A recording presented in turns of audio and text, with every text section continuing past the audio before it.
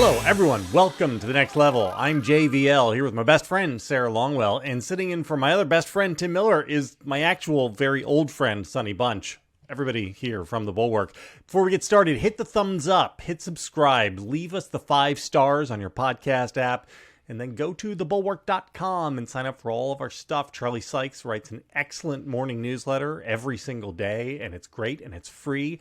I write a fairly okay, mostly meh newsletter, also every day, that is sometimes free and sometimes only for subscribers. But just don't go giving us money yet.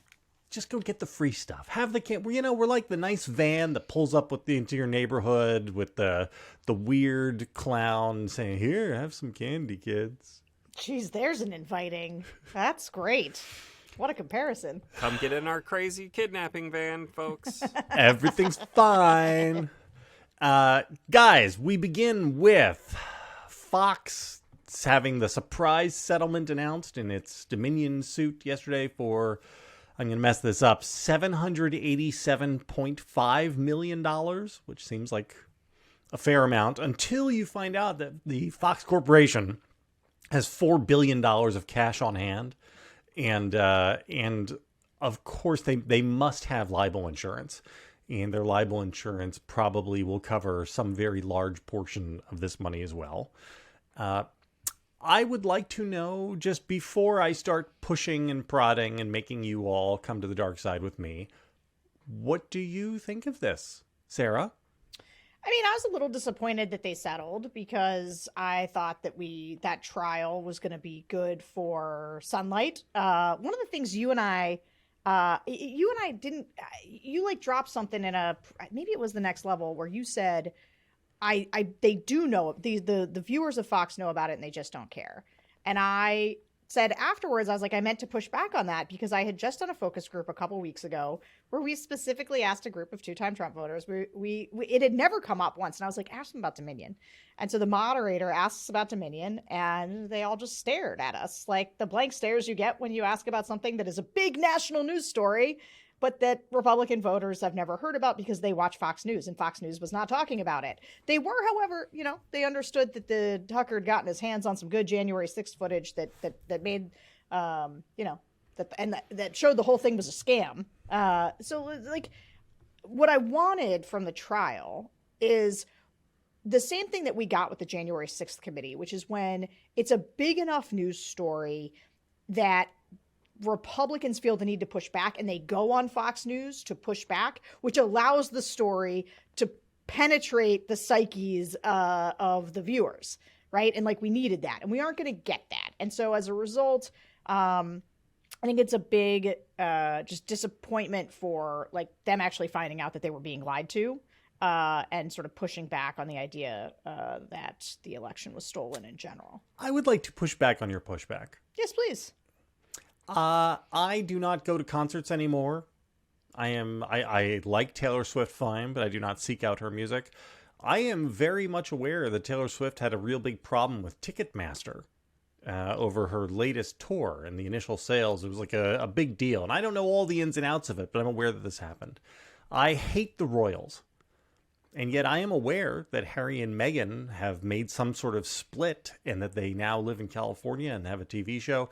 Here's the thing I actively avoid. I try my hardest to never learn anything about the sport of golf because I effing hate golf. And yet I'm aware that the Saudi Arabia has their own competitor tour to the PGA. It's called LIV. I'm aware that Tiger Woods made the cut at the Masters for like the 89th straight time, but then he had to pull out. I try to avoid these stories and I know about them. Yeah. How is it that these people these functioning adults can move through life without ever hearing about it? I don't buy it. Okay. I don't buy it. I don't understand it. Do you know what you are? Do you know what you are? You know why you are different? I'm many things. A constant, avid consumer of all kinds of media. Just constant. Which many of these people are not. You know what they do? They live in a media ecosystem that's quite clear. It's a Fox News / OANN, Newsmax.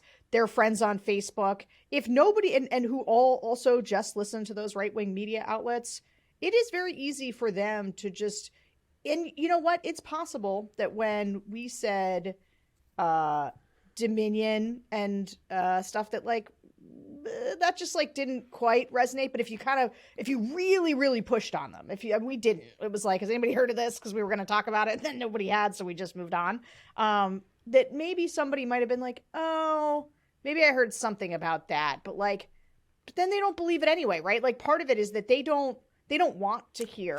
So I understand. I understand, but here's the thing. Most of them just hadn't heard about it. And I'm saying there might be some people for whom like they caught a little bit of it, but they like immediately dismissed it because it's something bad about their team. Like I'll give you some of that.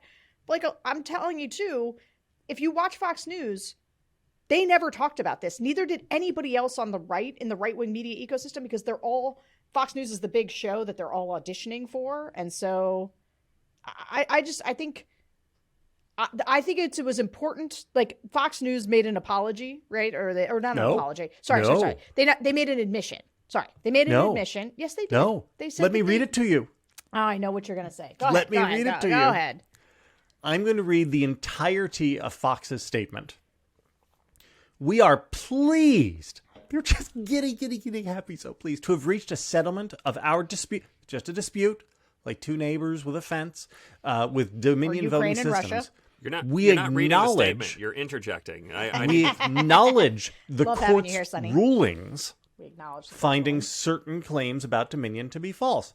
They don't acknowledge that the claims were false. They acknowledge that the court ruled that certain of those claims were false. I agree. This settlement reflects Fox's continued commitment to the highest journalistic standards. We are hopeful that our decision to resolve this dispute with Dominion amicably, I wonder if they know what the word amicably means, instead of the acrimony of a divisive trial, allows the country to move forward from these issues. Right. MoveOn.org. I have so much to talk about in this statement. Sonny, would you say that this sounds like an admission? I don't know I'm not 100% sure what either of you want from this, because here's my read on this whole situation. Oh, I wanted the trial. That's all. Well, I wanted the trial. Okay, but I don't think that the trial would actually have been that great, because it's not like Fox News would have been covering it every day, for 5 hours a day, right? It would have gotten like 30 seconds on Bret Baier's show, so they could say, "Look, the news site is covering this important news story." And then they would move on. So I don't think an actual trial would have made any difference to the people it needs to make a difference to, which is Fox News viewers.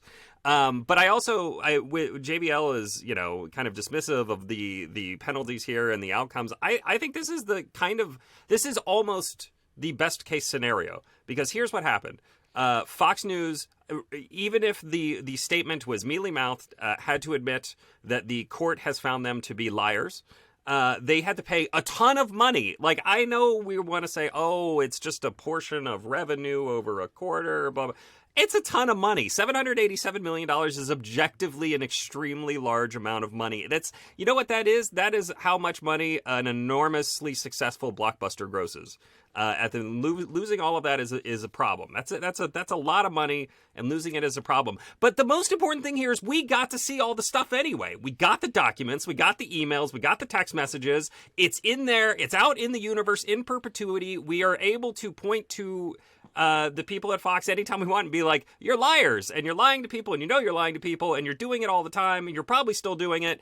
And that's good. I am not sure what else could have been accomplished by going to trial, with the exception of it's entirely possible that Fox would have had to pay $0. Like, so it's totally all agree downside, about settlement. I think, to a trial. Totally agree about downside. Let me just throw this out here. This is how far down we have defined the standards, right? When I say to you that, what would you want? Here's a thing that I might want. I might want Fox to settle, and as part of the settlement, say, we're going to put out a statement that we are going to read once on the prime time, listing the things that we said and allowed on our air that were untrue. And we are going to institute some policies, even if this is all just bullshit, to make sure that this sort of thing never happens again. That would have made me quite happy. Again, even if it was all bullshit, even if it was, the policies are just like everybody use a burner phone to text. Don't text on your actual personal cell phone. Just sort of, but we have such low standards for Fox that even something like that is unthinkable. right? Well, like we also, just missed that as that's impossible. That's like asking a cow to jump over the moon, right? No, but I don't think it would make any difference. That. I don't think it's impossible. They have actually done that. They've done that. They've read statements on the air that said we have been untrue about things Dominion has done. They've actually literally done that. It doesn't matter. That's my point. My point is none of that actually matters. It's not defining standards down. It's that it just makes no difference. I think in the actual world it would make no difference. I think in the world it would make a difference if Fox began acting like a semi-responsible journalistic outlet instead of like a propaganda arm. So here's the thing about the settlement that I don't love, right? Which is the $778 million is a lot of money. Agreed. I think it probably does. JVL's point about liability insurance, well taken. But I do think it's like it's a stiff penalty. The question is like what is that? I want a verdict that addresses the damage, right? So they're paying damages. So what they did was address the damages to Dominion and its reputation. What it is not addressing is the damage to democracy and the country around the lie. Now, hold on a second, Sonny Bunch. But that's not what the trial would be. Okay, that's not what a trial does. No, that's not how the legal system works. Hold on. They're not.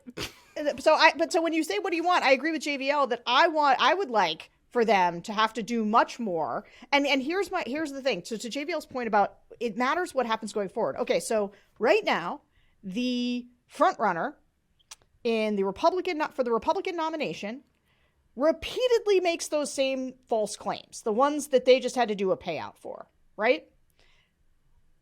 Are they going to still have him on? And when they have him on, are they going to correct him when he makes those claims? Are they going to run a disclaimer every time he says it? Like what is it that they will do to little ticker at the bottom of the change screen, the way that they operate?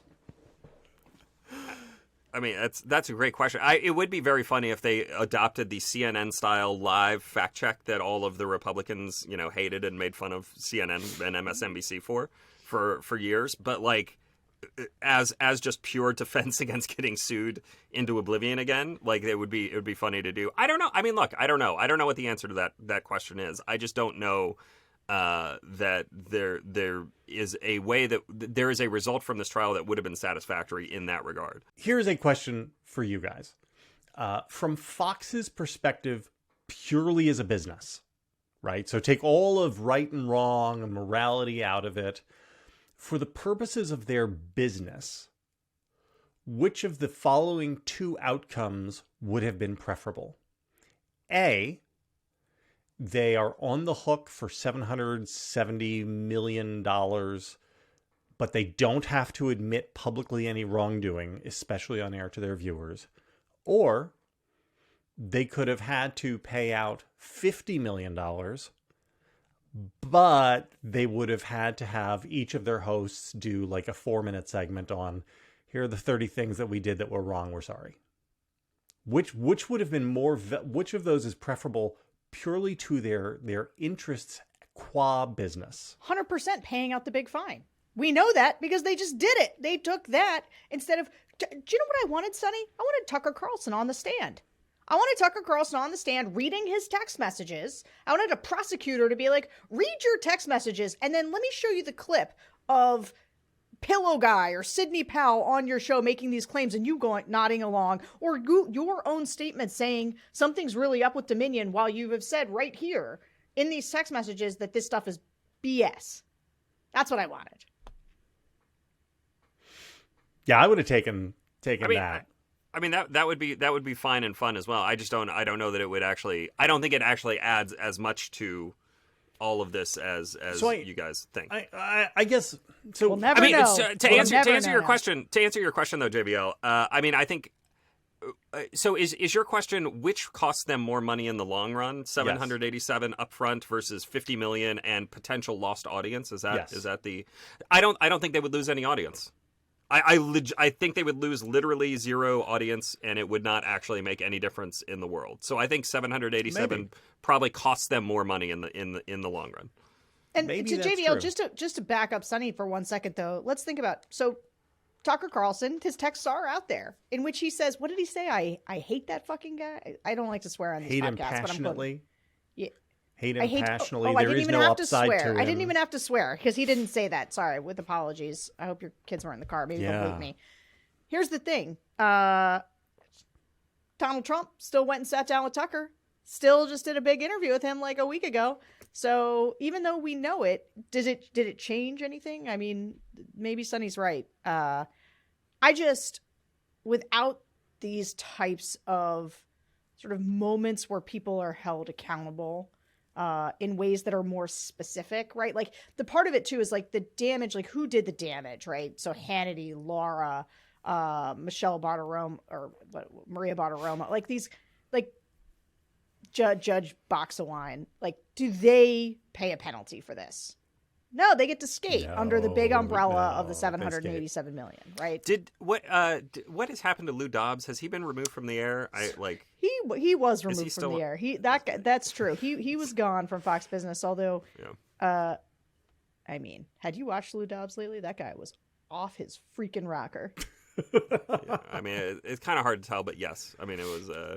I want to read one sentence from the statement though, because this strikes me as the absolute fuck you to America from Fox.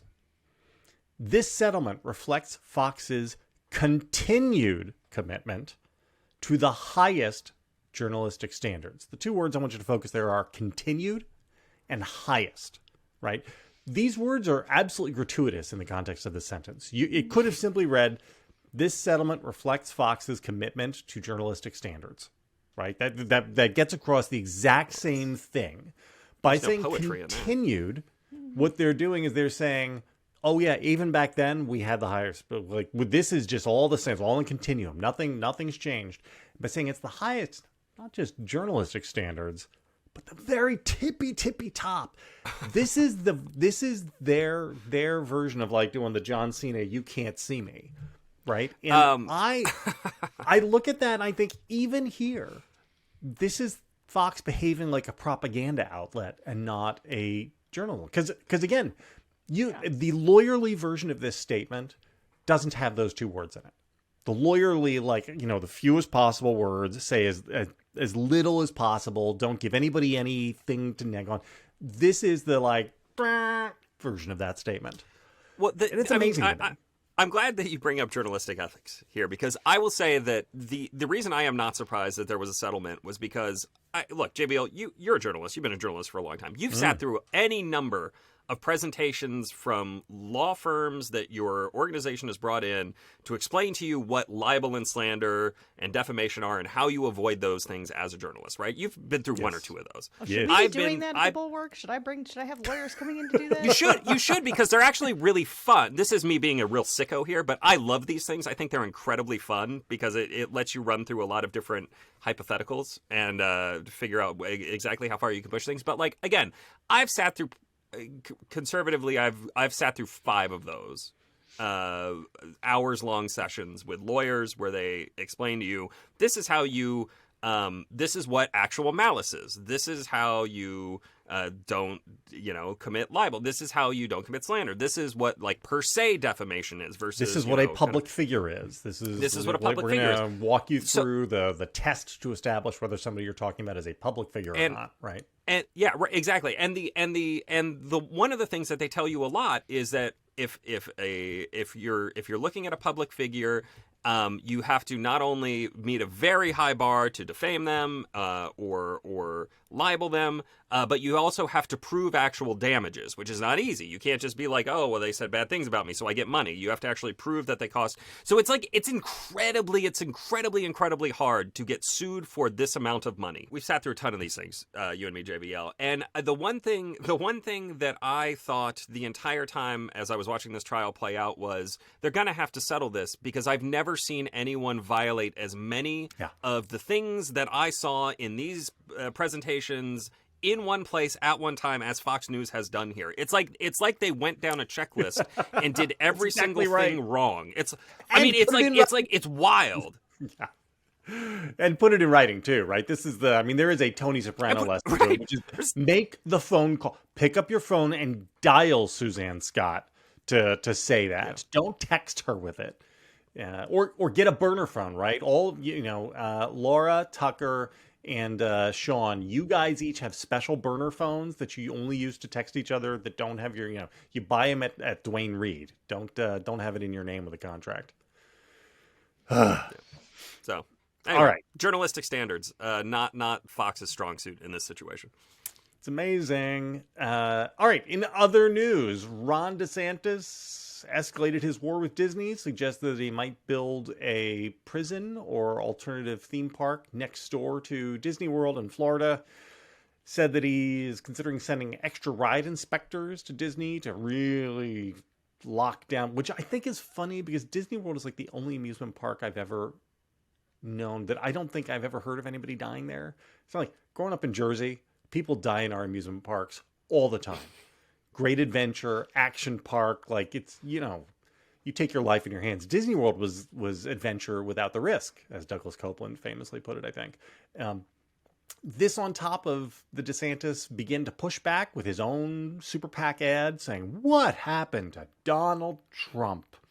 He's different now. Thoughts? Yeah. So why is Ron DeSantis suddenly talking about putting a prison next to Disney World?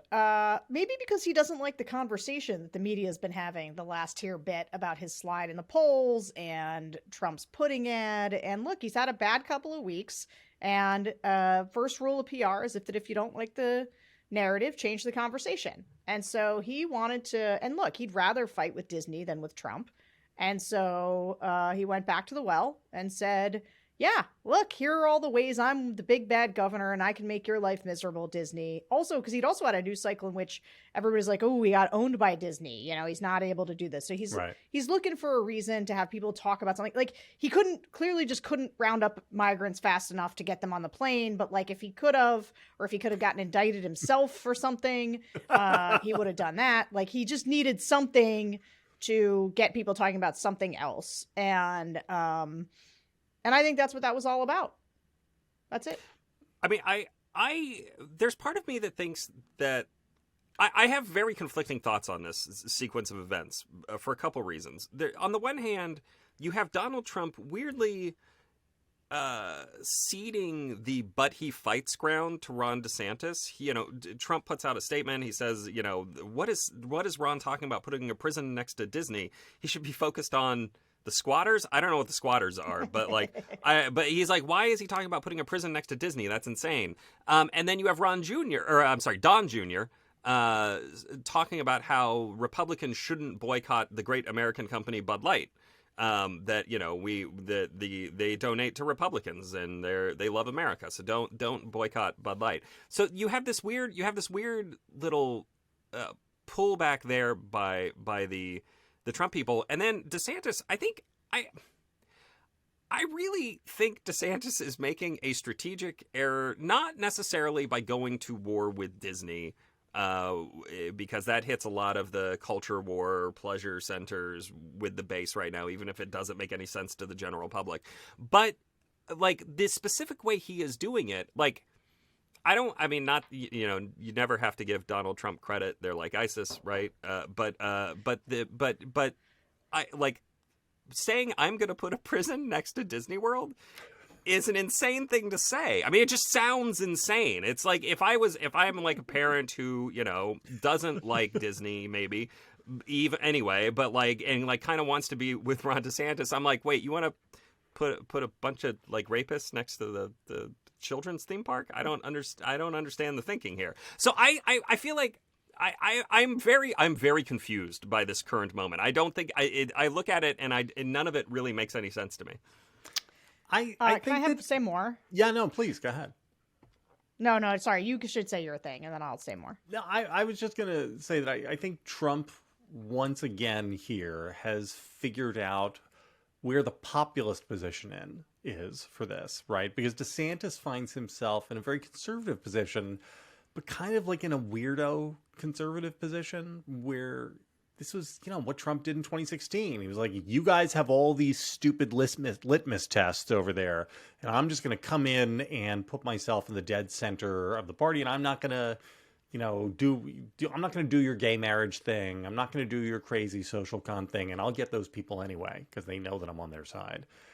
And that's where, his statement yesterday was like, Disney's the biggest business in Florida. You got to keep the economy humming. DeSantis couldn't figure out how to make a deal, which is exactly the kind of playbook he ran in 2016, right? It was like, I would just go in and I'll make the deal. Believe me, I'll sit down with the Democrats and I'll make the best deals, right? And people bought it. And why wouldn't they buy it here too? I think. Maybe I'm wrong. I don't know. Yeah, Sarah? I also just want to talk about that. I want to talk about that PAC ad where it's like the what happened to Donald Trump. Why is he attacking Governor Ron DeSantis? What kind of whiny garbage is this? Boy, howdy, isn't it? I'm sorry. Did God make a fighter or not? Because if you told me, Ron DeSantis, that God made a fighter, and now your position is, why is Donald Trump attacking me during a Republican primary where I'm the punitive second place person? What are you talking about, bro? I'm sorry. Did you not know he was going to be mean to you? I mean, Ron DeSantis stinks of weakness. Is just absolutely not doing great here. And we're getting close. I said this in Politico today, but like, we're getting dangerously close to Ron DeSantis ceding so much ground that we're in like a Trump inevitability place. Like the thing that happened yesterday where DeSantis comes to DC to rustle up some endorsements because everybody's endorsing brutal. Trump already, right? Then what happens while he's away from Florida? Half the Florida delegation endorses Trump. Yeah. And then tells stories about how Ron DeSantis has been a dick to them all this time. I found that fascinating because Wild. it really there is DeSantis. I mean, look, again, full disclaimer here. I'll vote for DeSantis over Donald Trump in a second. Same, bro. Wouldn't even occur to me not to. But he is remarkably weak on some of the very basic schmoozing, glad-handing style politics that Donald Trump is very, very good at. Like, say what again. Like, you don't have to hand it to Donald Trump. But like he knows how to get on the phone with somebody and talk their ear off and make them feel special, and they walk away possibly confused, but also like, well, Donald Trump at least knows who I am. And I get the sense that Ron DeSantis is more of an ice king. He is not. He's not really. He's not a happy. Let's get some stuff. Hey, buddy, how'd you do on the back nine there? Tilda Swinton that's not his style. Of conservative politics. That is a real insult to Tilda Swinton. Do I get nothing for that, Sonny? Who is an incredible actress. I'm trying to meet you on your level, man. Thumbs up. It's the Cate Blanchett. Stop! What are you doing? Because Cate Blanchett I was trying to figure out how to take it that one step further. No, I'm not saying Tilda Swinton's a bad actress. I'm just saying her thing is that like she's the aloof ice queen, and that's in every role she does. I gotta say, it makes me worry about DeSantis. And Sarah, what if DeSantis begins to look like he's cratering? So let's say he goes down sub 20. Now he still gets in. I think he has to get in. Did you notice the Ross Douthat piece this week that was like, no, he has to run. He has to run. Please run, precious. God, that fucking guy. And so DeSantis goes down to 18, right? He's at 18 in the polling average, and he's going to run. He's going to do it anyway. Is there enough time and initiative, do you think, for the conservative Republican blob to find somebody else and congeal around him? To go to Brian Kemp or Glenn Youngkin? Right, Glenn Youngkin seems to have decided he's going to enter in like September or October. He's going to finish the Virginia legislative session. He is going to get the Virginia House election done. And if he can flip the House of Delegates, say, look at this, I turned Virginia red. And that's his pitch. Is there time for that, do you think? I think there's time. To me, the limiting factor is not time, it is talent. And so the question that I have is not right. So like, is there somebody in the field? Is it Sununu? Is it Youngkin? Is it Kemp? It's not Sununu.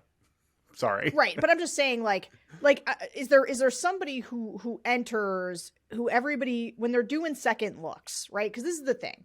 We're on first looks. Bunch of people aren't even in. I do not like the conventional wisdom that I think that DeSantis is allowing Trump to be on the precipice of inevitability, and I think that's bad. And I also think it's wrong. You don't want Trump to get to a place where everybody's like, this is inevitable. And I'm starting to hear a lot of that.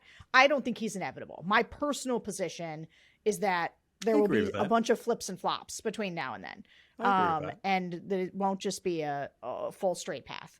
That said, something's got to get in his way.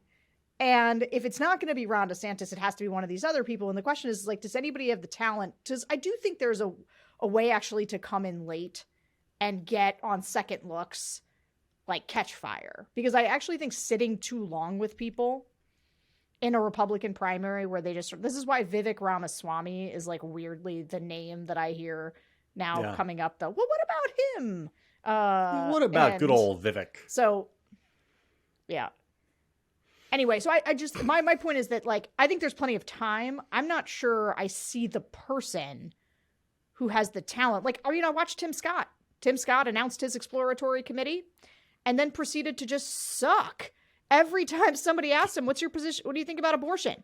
Well, I was on a banking committee once. Well, I'm a Christian and I'm 100% pro-life, but I think there's going to be discussions about this. And then suddenly the banking committee, and you're like, Tim Scott, are you really bad at this? You seem really bad at this. Just like DeSantis suddenly seems really bad at this. Like, who's good at it? And the problem is, I don't think Youngkin is the guy. I agree that coming in late, especially if you are somebody with an established national brand, right? Like Tucker, just to pick a name. If Tucker got in October, I think Tucker could conceivably win the nomination. Now, I don't think he's going to, but that's the type of, an outsider. Look, you laugh at me, Sonny. If Tucker wanted to be the Republican presidential nominee, I think he could.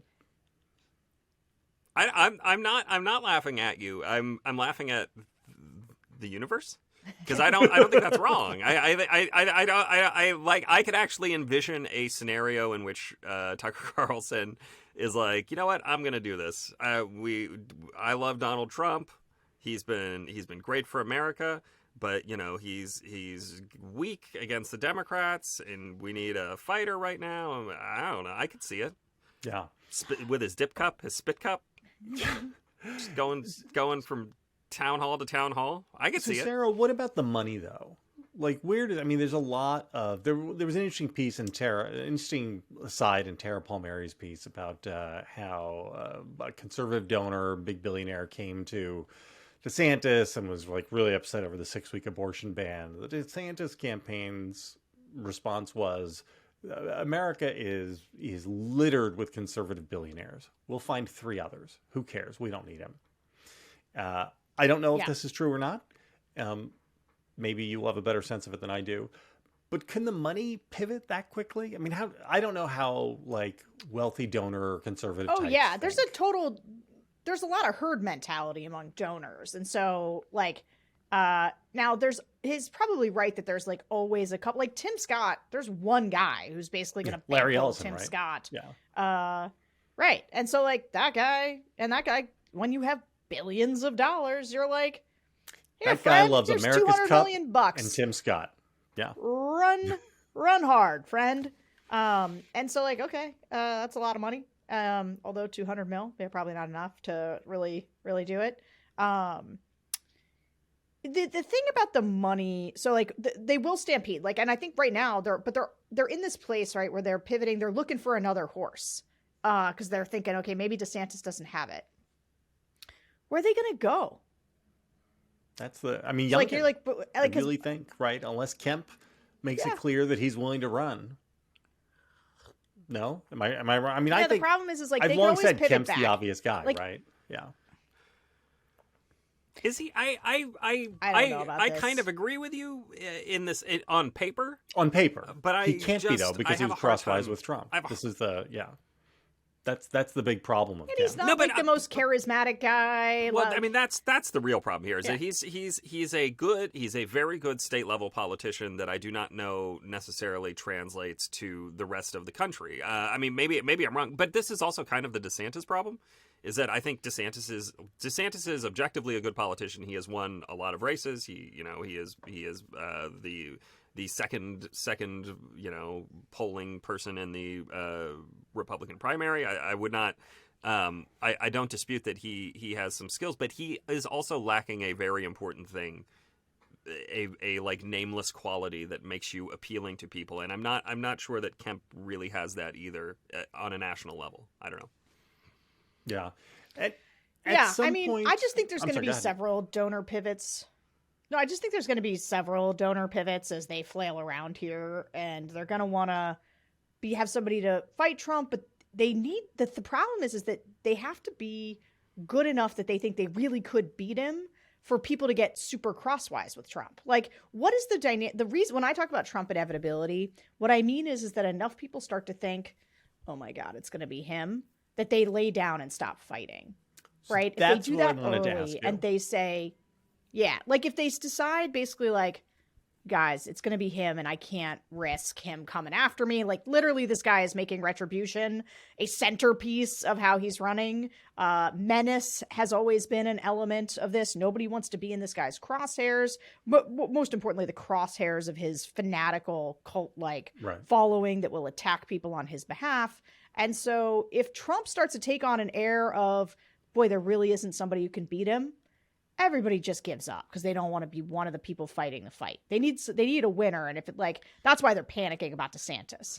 So here's my question then about the inevitability. Let's just pretend we're in a world where we're coming up on June. It's Trump 55, DeSantis 18 or 20, and nobody else in double digits.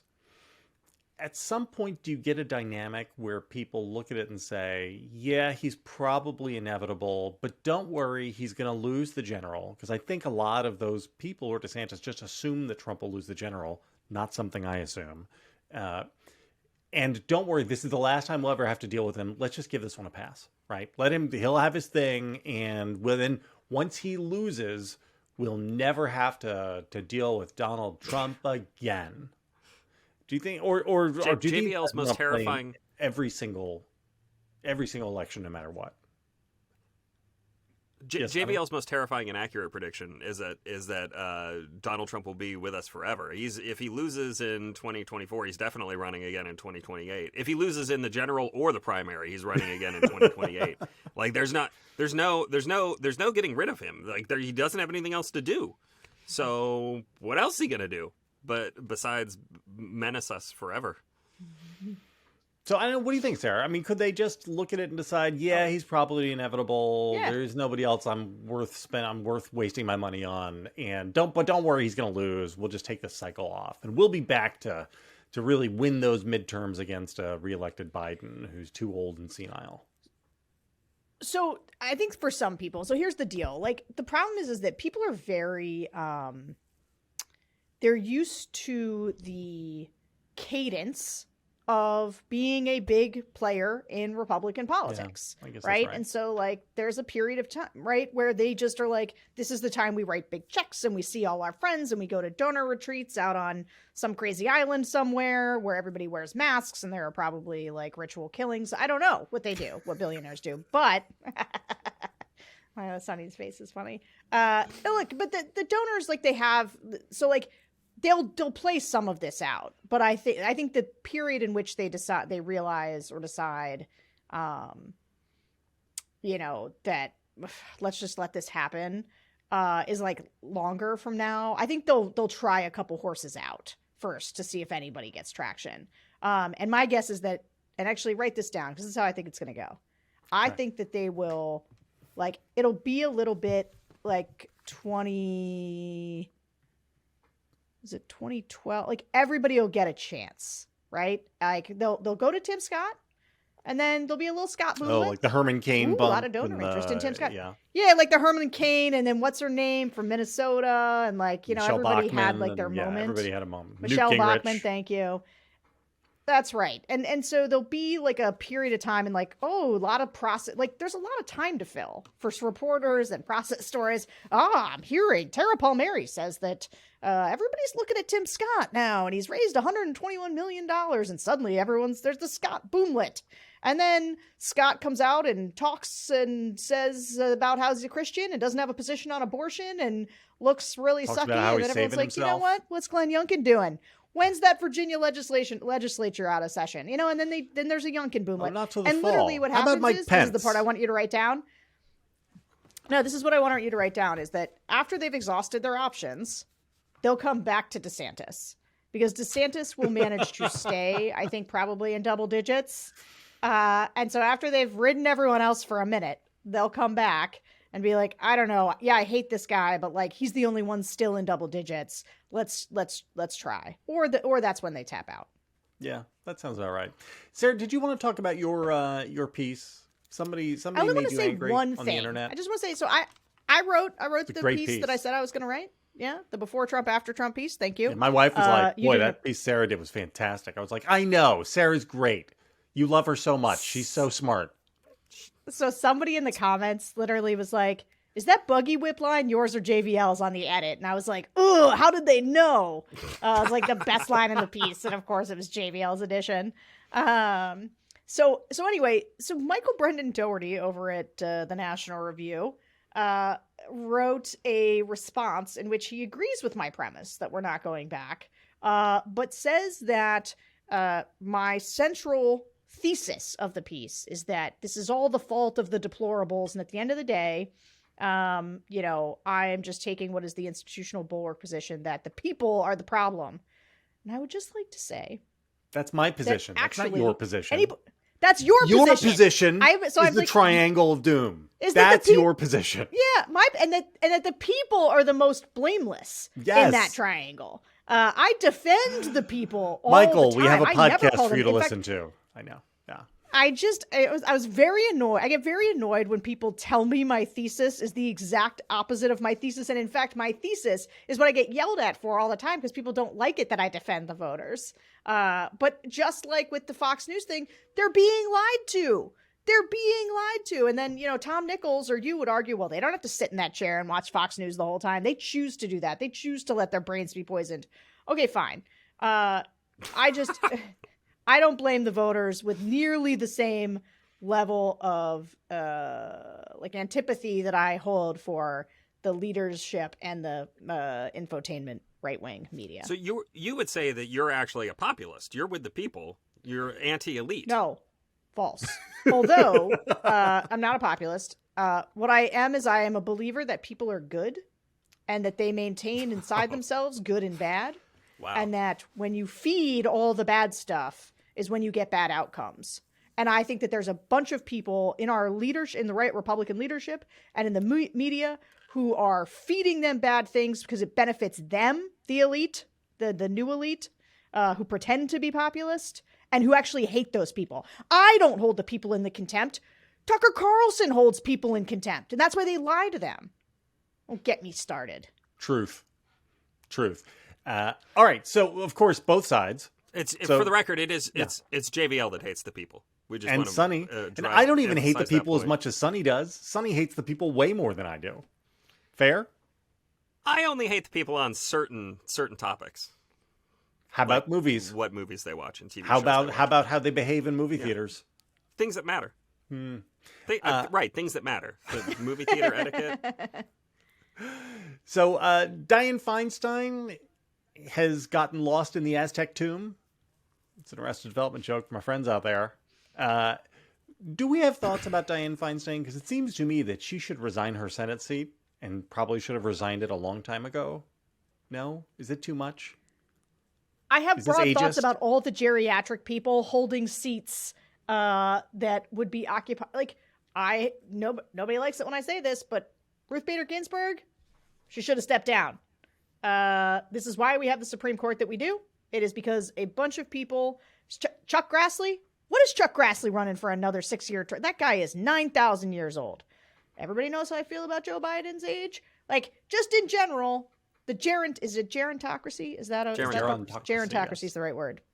Well, we have that, and we should stop having that. And of course, she should resign. Republicans are under no obligation to necessarily like make things easier for her. Although it is super annoying that Mitch McConnell, also very old, takes a tumble, hurts himself, has to take a bunch of time off, and he can't show any collegial, reciprocity for her when she's got shingles. But the point is that they're all too damn old.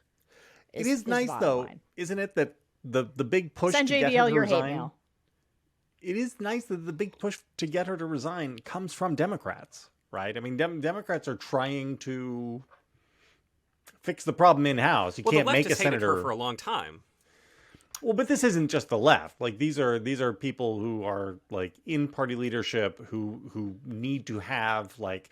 She's a vote on the Judiciary Committee. She needs to be there to exercise her vote, right? Yep. She's not doing her job for maybe for very good reasons, but she isn't doing it. Yeah, and so the push to get her isn't like a progressive push to like, we can finally get DiFi. That's not what's going on. It's a party-wide that's part of it. That's part of it. No, she should resign. She should not be in the Senate anymore. She shouldn't have been in the Senate for like 5 years now. I think people for a long time have had questions about her ability to do the job, and she shouldn't be there.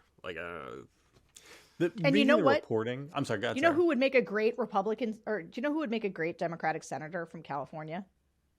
Tim Miller. Kamala Harris. Yeah. Yeah. Kamala Harris. Kamala Harris.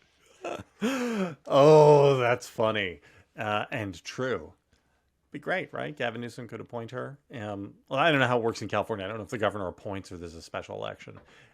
He does. Does he? Is that how it works in California? Yeah. It's it's actually it's a sticky one for him because he gets to appoint, and that gives whoever is like a huge leg up.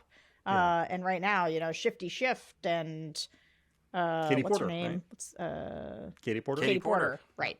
They're reading the news accounts of DiFi's interactions with staff and colleagues is really tough.